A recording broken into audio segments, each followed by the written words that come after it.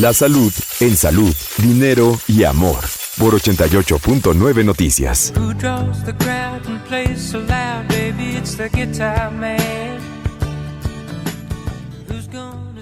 Nos encontramos aquí en Salud, Dinero y Amor y nos da muchísimo gusto que nos acompañe aquí en el estudio a don Fernando de Mateo, ex embajador de México ante la OMC. Muchas gracias, don Fernando, qué gusto saludarle. No, muchas gracias por la invitación, estoy encantado de estar con ustedes. Oiga, un experto en el TLC, hoy viene el TEMEC, un estudioso de los acuerdos comerciales.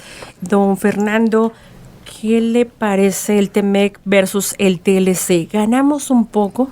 Mire, el Telecán funcionó excelentemente bien.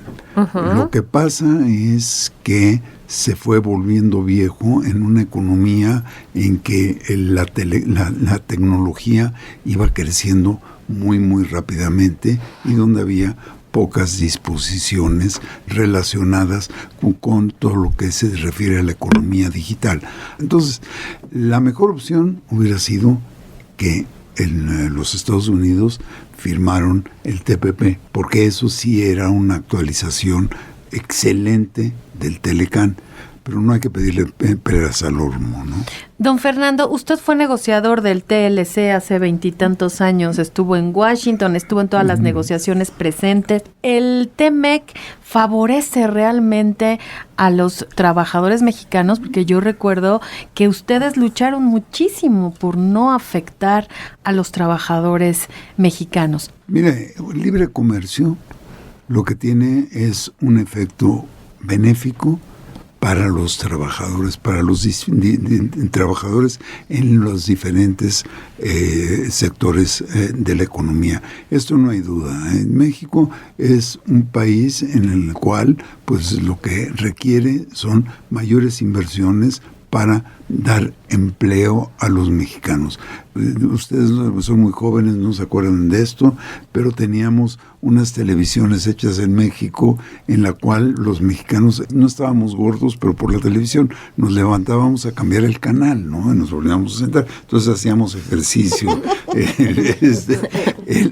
Con el Telecán desaparecen las televisiones mexicanas. Pero en este momento México es el principal productor y exportador mundial de televisiones.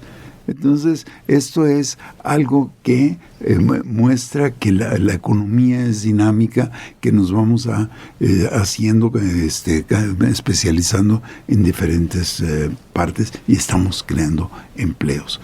Platicamos con Fernando de Mateo, ex embajador de México ante la Organización Mundial de Comercio, es negociador del Tratado de Libre Comercio. Don Fernando, pero fallamos en integración de partes, fallamos en transferencia de tecnología, fallamos en los famosos fondos para integrar en medio ambiente y políticas sociales. Todo esto que tuvo la Unión Europea, este componente social y solidario, en todo eso falló el TLC y ahora el TEMEC. Mire, creo que nuevamente mucho depende del sector. En promedio, el valor agregado nacional en las exportaciones nacionales es cercano al 70%.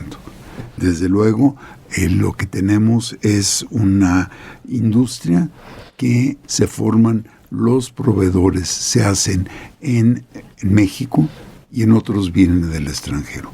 Y esto pues es natural, estamos metidos en cadenas globales de valor, lo cual con esta guerra comercial absurda entre Estados Unidos y China, estas cadenas globales de valor se han estado recomponiendo.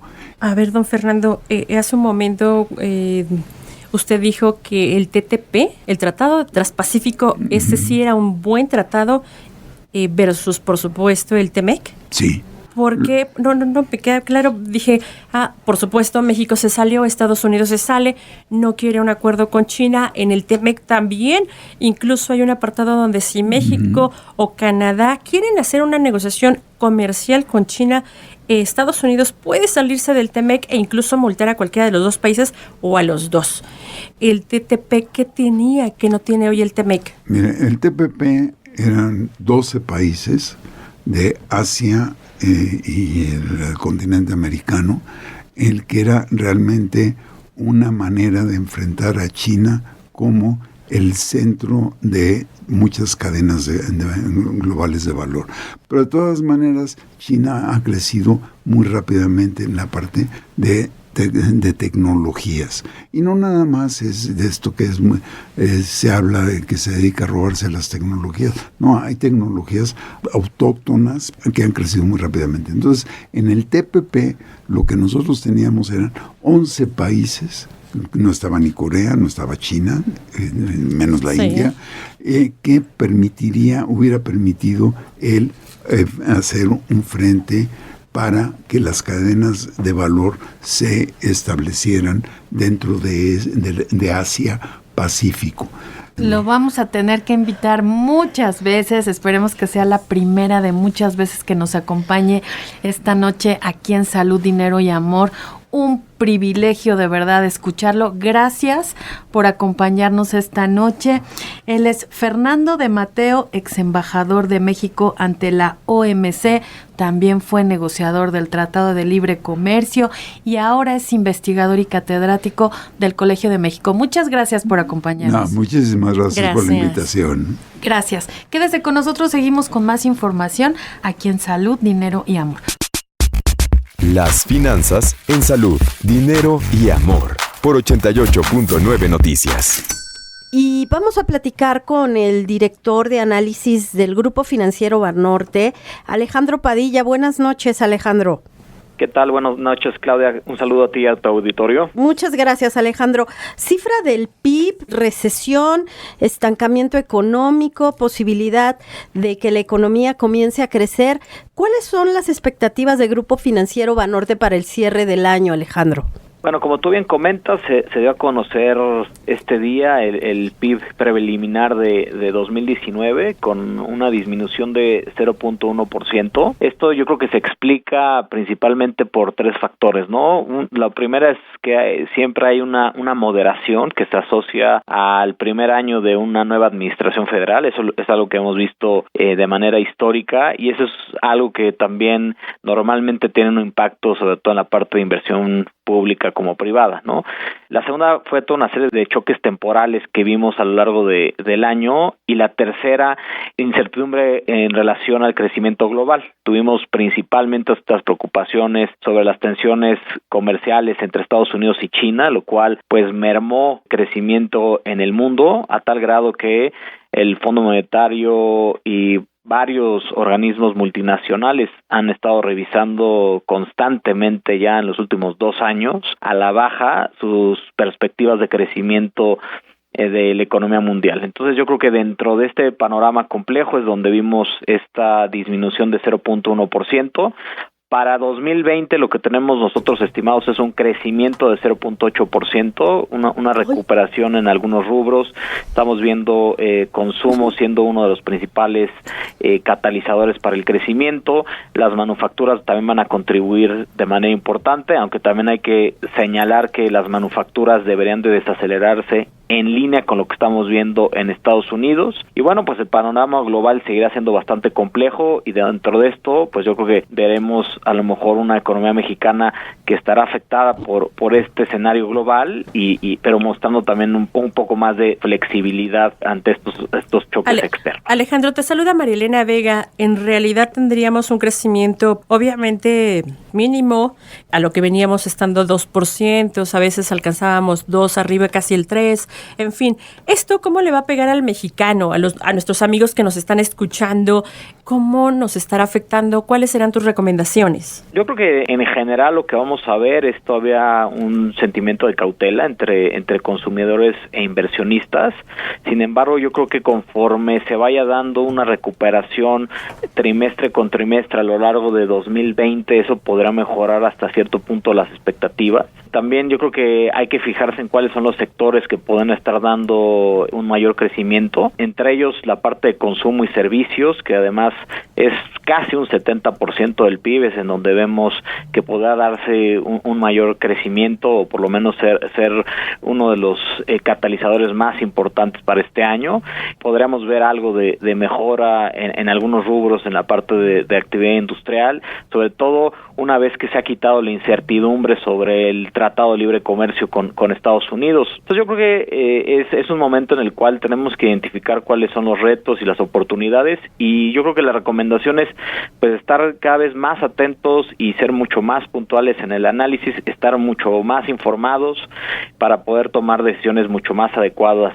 Alejandro, muchas gracias por acompañarnos esta noche aquí en Salud, Dinero y Amor. Es evidente ser mesurados, otra recomendación con los créditos, con lo que gastamos. Supongo que para la gente esa sería la principal recomendación, Alejandro.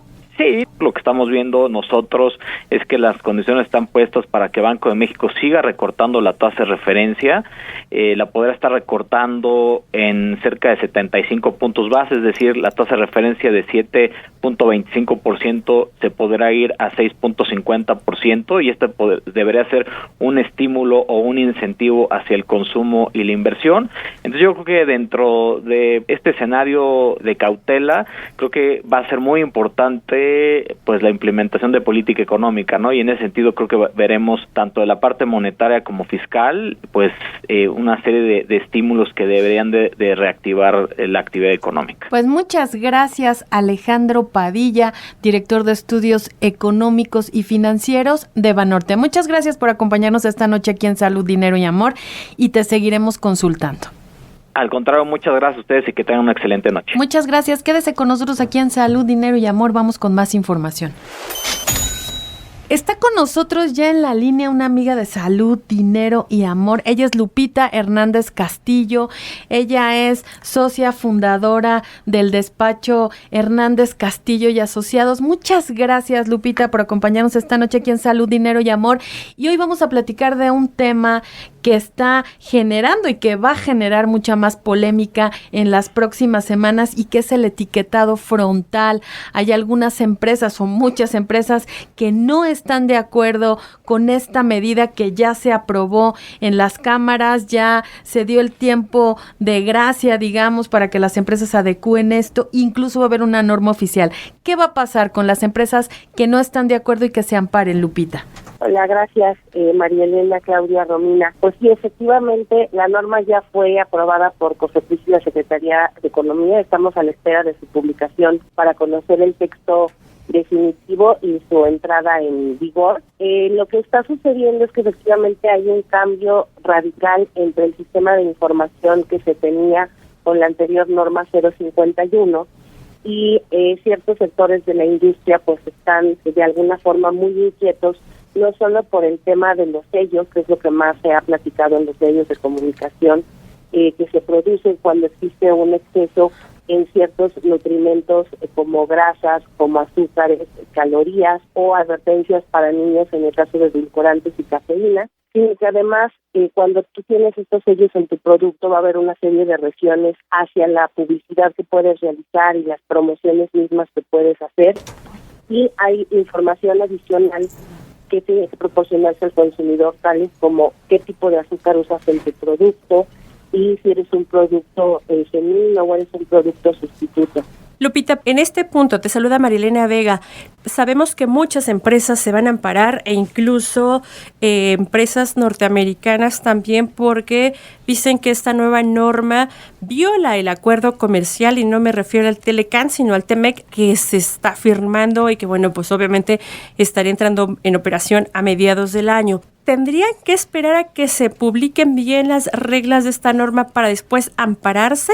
Es correcto, la norma tendría que ser publicada en el diario oficial. Ahí mismo nos enteraríamos todos a partir de cuándo entre en vigor la norma, y en ese momento las empresas que consideren que sufren un daño en su esfera jurídica, no por violación a ciertas garantías, podrían irse al juicio de amparo. Lupita, ¿podrías especificarnos qué garantías podrían invocar las empresas para buscar algún amparo? Pues mira, en los sectores se ha manejado mucho el tema de la garantía del comercio y la violación a ciertos derechos de propiedad industrial, ya que cuando tú eres acreedor a ciertos sellos en tu etiquetado, estás impedido a utilizar, por ejemplo, personajes. Hay varias empresas de la industria cuyos personajes son también marcas registradas. Entonces se dice que se podría estar limitando estos derechos de propiedad intelectual. Pero yo también quisiera dejar el mensaje, sobre todo para aquellas empresas que son medianas o chicas y que se dedican a la industria de alimentos preenvasados, que también hay ciertas estrategias que se pueden implementar en cómo decir o cómo llegar al consumidor en la publicidad cumpliendo la norma 051, ¿no? Claro. Y al mismo tiempo respetando pues los intereses públicos y la libertad comercial y los derechos de propiedad industrial. Lupita, antes de mi pregunta, creo que hay que aclararles a nuestros amigos radioescucha, los empresarios no se están oponiendo a esta norma por oponerse. Por supuesto que nadie quiere que haya obesidad y por supuesto que nadie quiere que haya más enfermos en materia de salud. No se están oponiendo a esto, sino que de verdad esta iniciativa no parece ser una solución en materia de salud y tampoco hay una planeación política de cómo vendrá la información en materia de salud para que sea una política pública, ni tampoco se está combatiendo al comercio informal. Cuando entren estos amparos por parte del sector empresarial, ¿inmediatamente la norma queda inoperante? No. Tocas un muy buen punto. Realmente el amparo de otorgarse aplicaría únicamente para estas personas o empresas que acuden al juicio de amparo y a las que se les otorga, ¿no? El amparo es una medida particular, no una medida general, y efectivamente no se ha cuestionado mucho el que esta medida de información al consumidor pues no va a solucionar ni de la noche a la mañana los problemas de salud que se tienen, y también que debe implementarse con medidas complementarias como mucho mayor ejercicio, ¿no? Y otro tipo de políticas públicas que lleven efectivamente a un cambio en la salud y a resolver los problemas que estamos teniendo en la pandemia de obesidad. Pues un tema que apenas empieza, por supuesto, ha sido negociaciones ya casi de 1 año, 2 años, pero es un problema que apenas comienza a dar mucho de qué hablar. Así que, Lupita, seguramente estaremos consultándote otras ocasiones. Gracias por esta explicación para Salud, Dinero y Amor. No, muchas gracias a ustedes, un placer. Gracias, ahí estuvo la charla con Lupita Hernández, ella es abogada corporativa y por supuesto socia del despacho Hernández Castillo, asesores empresariales. El amor en Salud, Dinero y Amor, por 88.9 Noticias.